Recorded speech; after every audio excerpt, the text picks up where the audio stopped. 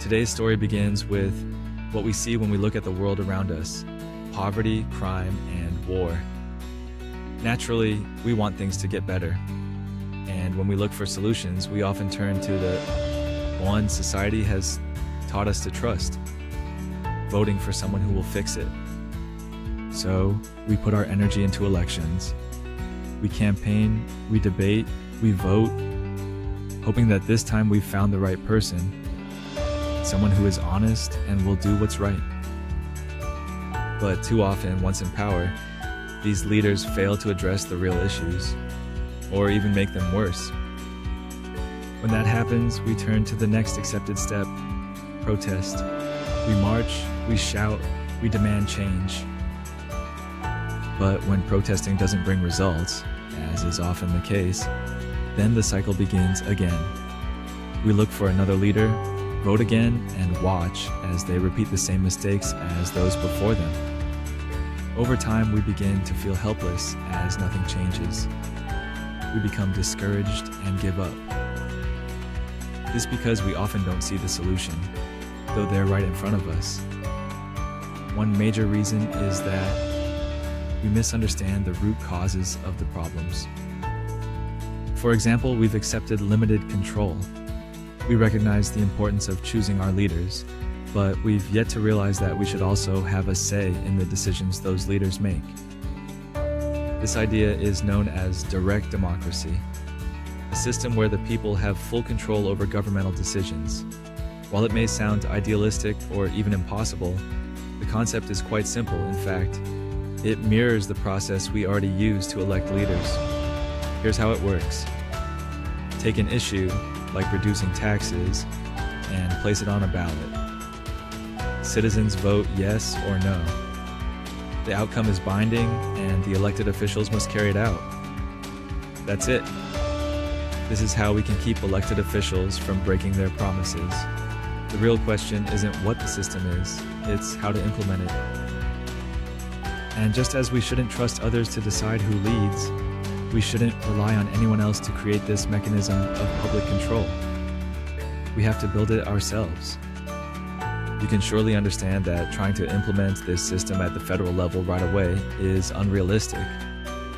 There are too many people involved, we lack access to the inner workings of national institutions, and we don't yet have the practical experience. Attempting this without preparation could lead to confusion or even civil unrest, as people disagree on how to proceed. Even starting at the state level is likely too ambitious. The municipal level might seem like a logical place to begin, but it too can be too complex to be your first step. So where do we start? At the grassroots level. Choose a simple community project, like a local cleanup effort. Within that small charitable activity, apply the decision-making model you want to see in government. That's your practice project. Over time, as you apply this method to more projects, you'll gain the experience and insight needed to scale it. First to your municipality, then your state, and eventually to the federal and even global level. One common objection to this approach is that it is slow and doesn't offer immediate relief for today's urgent problems. But remember, those two objections are exactly why we're in this situation to begin with. We've been chasing quick fixes for too long, quick fixes that rarely solve the problem. Instead, they tend to make things worse, until what was once an unpleasant but manageable issue becomes extremely difficult to solve. Real change takes time, effort, and a commitment to learning from the ground up. We understand this concept when it comes to personal finance. Most of us know that get-rich-quick schemes don't work. So, why do we let the same flawed thinking seep into our politics? In that realm too, quick solutions fail. Real, lasting change doesn't come from sweeping actions or overnight success. It begins small and grows. That's the core message of this work. You will be guided through building a practical, grassroots project, something you can start today.